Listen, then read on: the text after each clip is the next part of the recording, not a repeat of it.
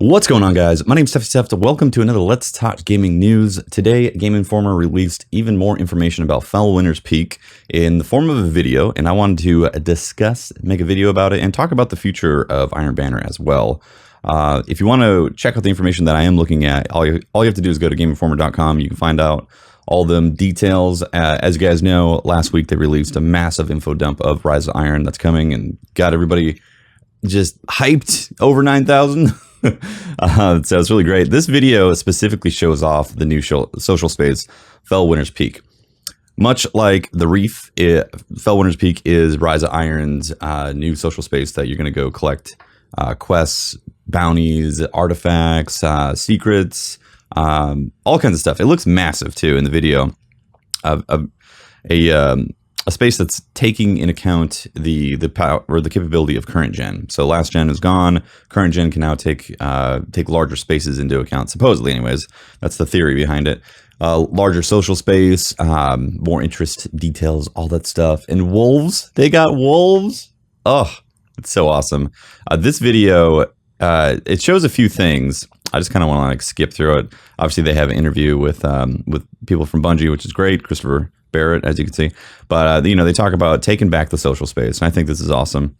I talked about this before in my discussion video about how you're taking back a space that then becomes social. So you actually fought enemies and reclaimed it and have those memories of that.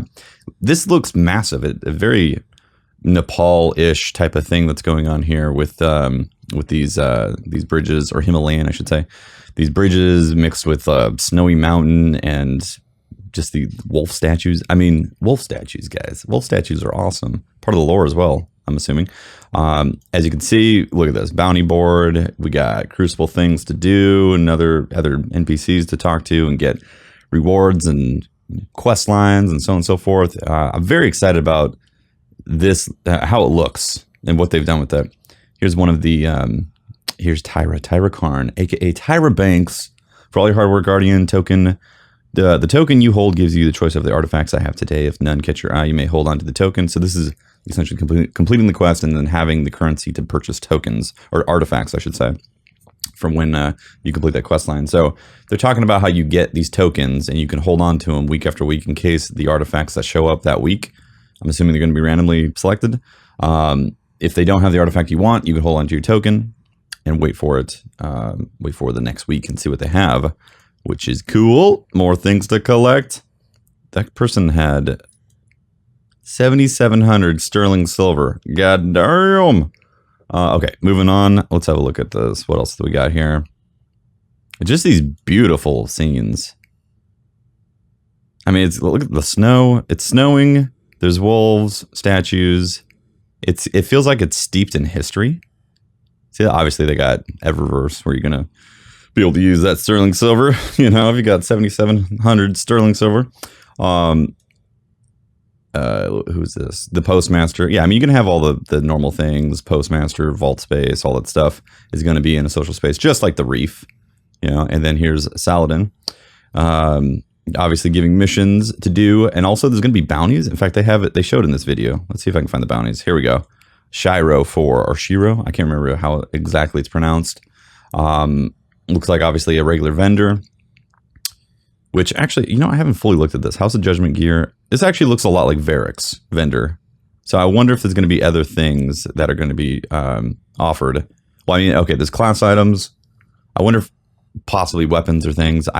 You know, they might update things like that in the future, but for sure right now, this feels very Varric-y.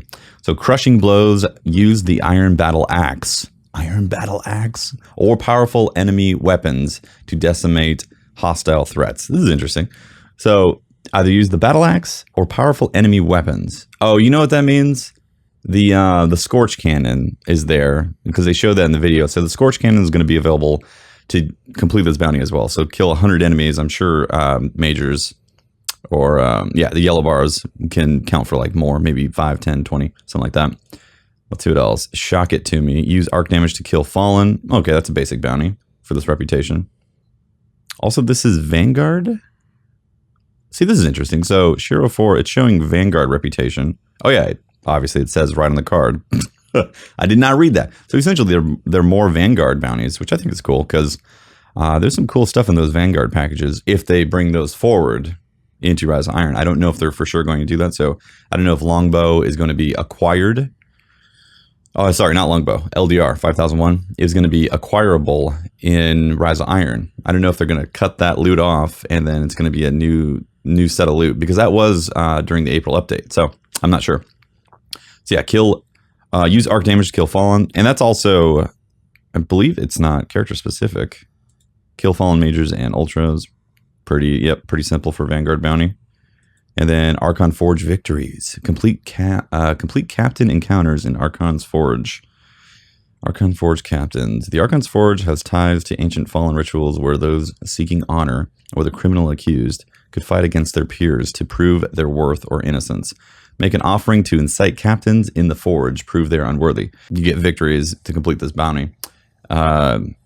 I'm excited about that. Very excited about not only the Plaguelands, but also another Court of Oryx style thing that hopefully they're going to be expanding on. So it's not just purely like how Court of Oryx was great, but obviously it was limited. It had a narrow focus. I wonder if Archon's Forge is going to have a broader focus, hopefully. Like, I'm hoping. But this gives a little peek into that process. What else we got? Look at that view. It's so beautiful. Also, in this video, if you watch it with the sound on, they have a beautiful, haunting / inspiring soundtrack underneath there. And I'm assuming that's Felwinters Peak soundtrack that you get when you go into the game. As a streamer, I don't get to listen to the music as often. And I love the music in Destiny. It's one of the most memorable things, being a musician myself. So the first few days of being able to stream Rise of Iron are exciting, not only because of the new content, but also one of my personal reasons is because I get to listen to all the music without having other copyrighted music in the background. So it's a little something that I look forward to. Yeah, look at this, empowering the artifact and these statues. They're also talked about how there's going to be secrets in this place, and you know what happens when you empower all the statues. There's bells that can ring. I'll show you up here. Oh, I think that was also. They were saying that this is actually the Plaguelands. So you're looking out and seeing parts of the Plaguelands right here from Felwinters Peak. Again, awesome. Very excited to have all this stuff connect. Looking great. Oh, and then I think this is showing wolves. Look at this. These wolves, so great. I mean, obviously they're just, you know, NPCs like the robots in the tower, but just the fact that they got these like wolves that are snarling in the background, it's great. Also this is like the temple. And they were talking about the medallion that Lord Saladin brings to the tower is symbolizing this. So this is the realization of that actual medallion, or where the medallion came from. It was inspired by this look for the Iron Lords that had fallen. And these statues, I mean, it's so beautiful. Like Bungie really just, their art team is world class. Seriously, world class. Here's the bells that I'm talking about. Right here, you get to ring a bell. And there's multiple bells to ring. And they're talking about, I wonder what happens when you ring all the bells in a certain order. Secrets. Now, what kind of secret? I'm not expecting something like an exotic weapon or anything like that. I'm expecting a small Easter egg. You know, maybe something that harkens back to Year 1 Destiny, or maybe Halo. I doubt it. I doubt they would put something in there that, well, they have in the past, but maybe there's something that harkens back to Halo or the Covenant or something like that. I don't know. Or maybe the fallen Iron Lords. Maybe you see the ghost of one of the Iron Lords. That would be cool. I don't know. That's pure speculation at this point. The other thing, too, that they mentioned is that Iron Banner is for sure now moving to Felwinters Peak permanently. So Lord Saladin, when he would come to the tower, he'd open up that back room, that patio area, you know, that's in the back. You get the view of the mountains from behind the city. He is officially going to be moving from that spot to Felwinters Peak. So we're not going to see him in the tower anymore. And we go to Felwinters Peak to get all that stuff. And Iron Banner is also changing. I didn't really talk about this in the previous video that I had made.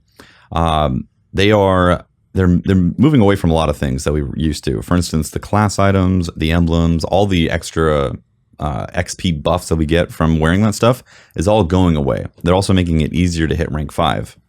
They're also saying that the bounties that you turn in now are going to award armor and weapons.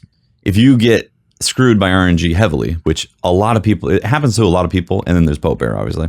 But a lot of people kind of get screwed by RNG. You know, you open 60 Vanguard packages, you don't get a single year one weapon. That kind of stuff is crazy. So they're trying to circumvent some of that with Iron Banner, with these bounties, where if you complete the bounties for that day, you're going to get rewards.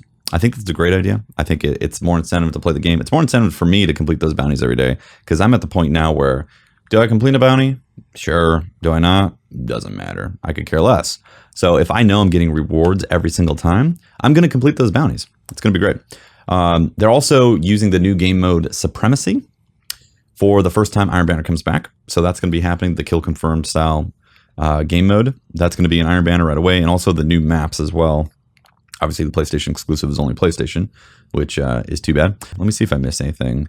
Iron Banner reinvented 4 new maps. No more tempered, less reputation needed. No more rep bonuses from gear. Each bounty completed. Yeah, that's pretty much it. That's the main things that are changing with Iron Banner. And again, Lord Saladin is moving away from the tower and going to Felwinters Peak, which is interesting because that's the last event that space opens up in the tower.